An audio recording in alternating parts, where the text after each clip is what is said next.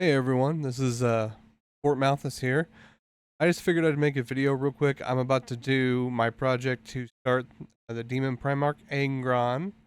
Um, I'm also about to start doing my painting project for Vulcan, but this is to test out the enclosure that I just. We'll see how it goes. As you can see, a fairly large model, and it looks really good. Comes in two wings, arms, legs, torso, and then there's also a tail that's not shown here, and then the stand. And what we're going to be doing is we're going to be breaking it up, and I'll show you how I do that, and also adding supports to everything. Okay, so the first thing we're going to do is we're going to open up our giant file, and these are all my 40K things that I've been working around, along with some other stuff. So I've got a Space Orc that I'm going to print out, and also this Sauron helmet. It has nothing to do with 40K, but it looks really cool. So we're going to go down to Demon folder. We're going to go to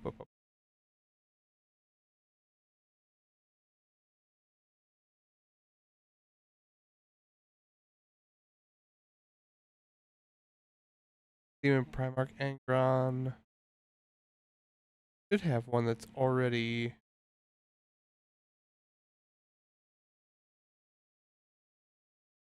So as you can see, you can open all these. Didn't do it. Okay, this will give us the body, and then we can load up everything else. So generally, when I first find a STL I want to print, I'll go in and I'll just kind of throw everything onto the board all at once. Takes a second, but this will give us a good estimate of how many different prints we're going to have to do. So we have, that's the stand. That's pretty big. Probably have to hollow that out. Got the wings. Got the legs.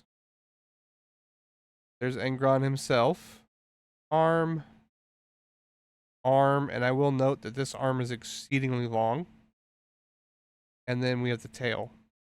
So what we're going to try to do, or what I'm started to do, is I'm going to break up Angron into parts. So these smaller parts, the arms and the torso, will be one print.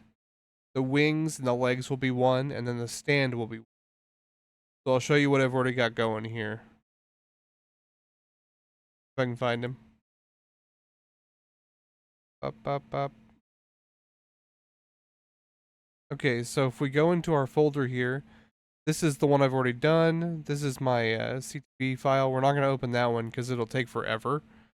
So what we're going to do is we're going to open up this one.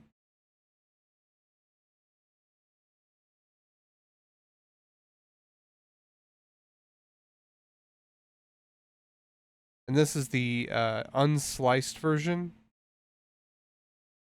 But as you can see, basically I've got the torso here. I've got the tail, arm. That arm is going to add a lot of time to it because it's so tall. But really that angle was about the best angle I could possibly find. And we got this arm over here, fairly flat. Now, generally I don't like to print things that are like vertical like this. But he seems to be fairly well supported, and he's coming off fairly tapered bottom. So like he's kind of tonal, or cylindrical, or where he starts out at the bottom as a point and kind of gets beefier. The only parts we might have issues with are his tendrils. We'll just see if his butcher's nails go through. Aside from that, I have no real worries, and we'll see how it goes. And then the next one, the one I'm working on right now, I have the wings and then the legs in the middle. The legs are giving me a little bit of pause because chainmail. Pretty intricate print. I use eco resin, which is good. And it does a really good job a lot of the time with detail, but it also is fairly brittle. And so I won't have to use that going forward because I have a better DOS system now. But what we're doing here is we're trying to just get as many prints as and on one board. And everything looks good. We've got a little bit of overhang here, but it's nothing that's going to be terrible. Like the platform is a little over, but not the actual. I'm going to go ahead and go over here and slice it. Yeah, we know it exceeds it. And so a couple things I'd like to do. Obviously, my folders are a little bit messy right now. I kind of go through a thing where I go on cults and just download a bunch of cool shit because that's what I can do. And then I like to go in here. We'll save it. Demon Primarch, back. So this is where Angron's other part is. So what we'll do is this will be Angron, wings, and leg. If I was doing a scaling like on my Vulcan, I did a 250% scaling, and so I would have done Vulcan legs and armor or whatever, 250, or like this one's arm blade 200.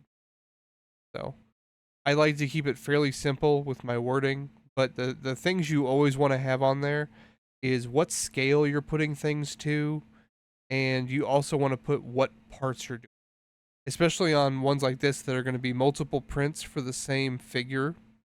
The last thing you want is to print the same thing off twice or have the same piece on multiple.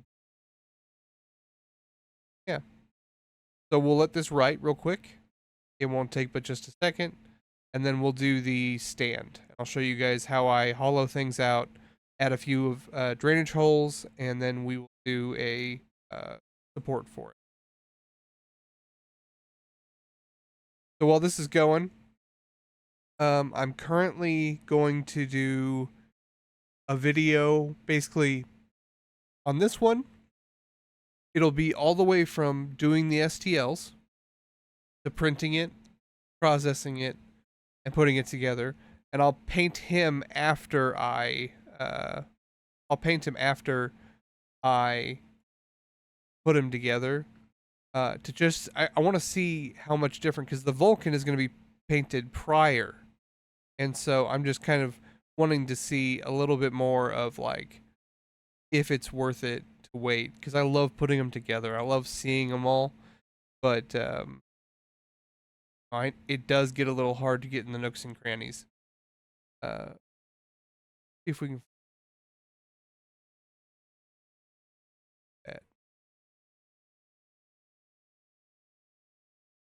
If you want to make fun of me for having a million different folders and stuff, go for it.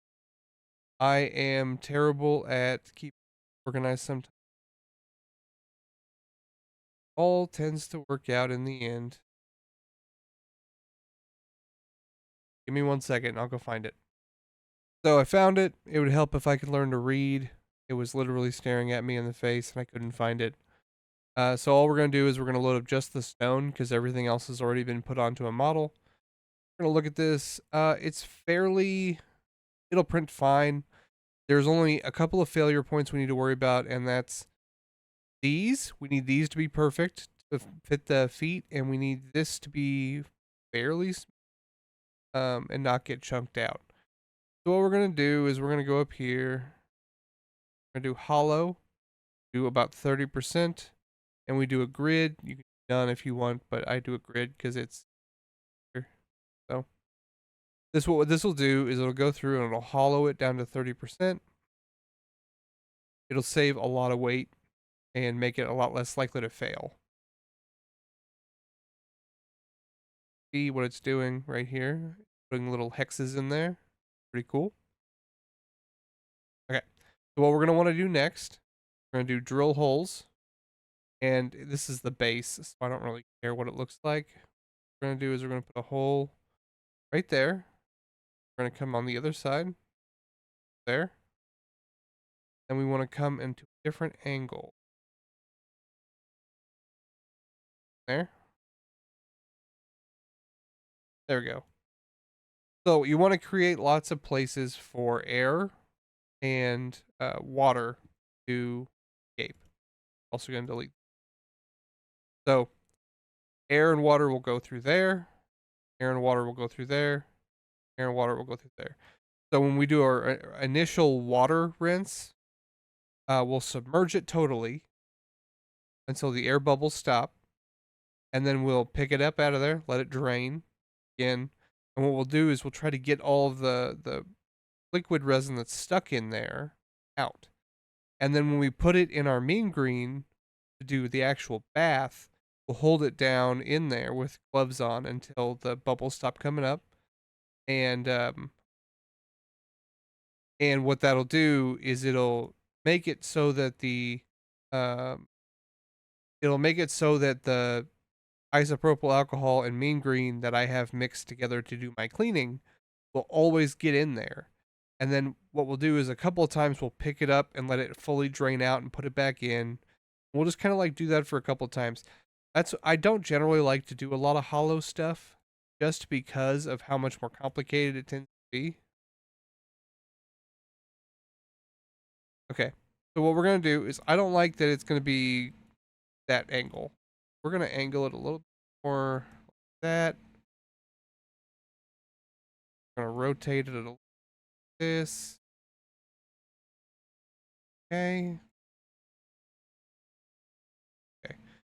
So I generally try to stay away from having flat surfaces near this just because it tends to fail more often. Okay. If you're new to Cheeto Box, I love it because what it does is it creates a silhouette shadow on the bottom. So as you can see, you might not be able to see exactly what's going on, but the model will turn red whenever it goes out of bounds, and also the shadow, you can follow it. As long as we keep this relatively in the middle, like that, should be good. Another good thing about Cheeto is its automated like support system. So we'll go down here and we'll add a platform. And as you can see, it maps out all of the high probability failure points. All we're going to do is we're going to come in, we're going to add a few. I could do a heavy level of support up here. I don't ever really need that. It's failing for another reason. Then we can look up here. If there's anything kind of hanging out that we might want to support a little bit more. So like rock right here, we might want to support more. Might want to do one on this bagel right here. Here.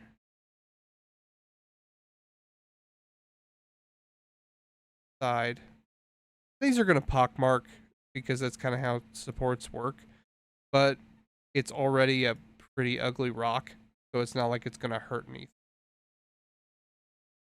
So as it prints, it's going to start down here and it's going to print this way. And all of the interior is going to slowly drain as it goes. However, anytime you print a hollow print, I highly recommend leaving it on the build plate for quite a while. Add one more. I reoriented it. So we've got several holes. And so what we're going to do is when we print this guy, he's going to be something I print overnight so that he can drain all night long. And he'll just hang over the vat of resin and drain. And you'll if you've never done a hollow print before, you'd be surprised how much resin just keeps coming out of these things. You'll put it, so I use a big turkey tray. You'll put it on there and you'll put some paper towels under it and you kind of just lean it in different directions to kind of free up some of the resin and stuff. And you'll come back an hour later and there'll be a big old wet spot of resin, you know? And you'll do that several times and it just never stops. So I generally try to avoid hollowing things. That's mainly the reason it makes post processing a lot harder. So I've got my settings all set up for my Elegoo Mars 3. I do a 2.8 exposure time per layer, and then I do 40 seconds on the bottom layers. The bottom layers are going to be these down here.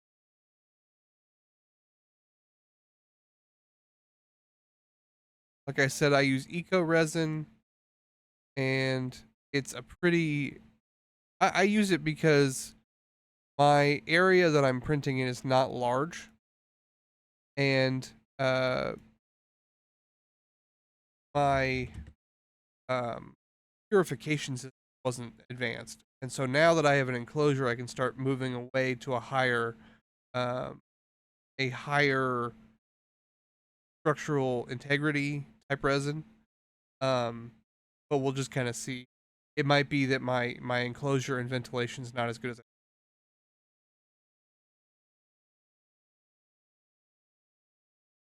Okay, so we're gonna let this write,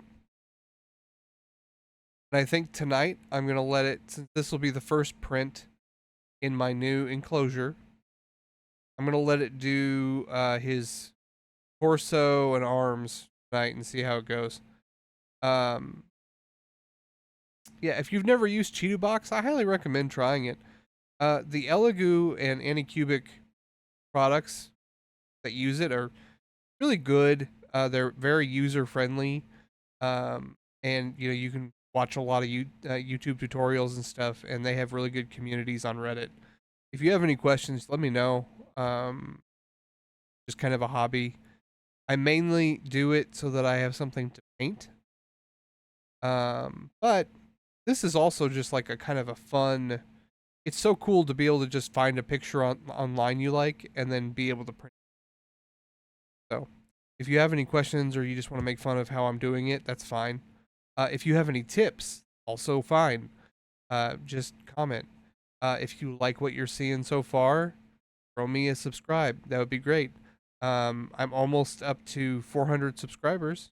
That's pretty cool. I mainly do shorts, but I want to try to start doing a little bit more long content when I have the time. As you can see, it's 2 a.m. right now, and that's kind of just when I have free time because I have two. But yeah, so what we're gonna do is we're gonna load these up onto my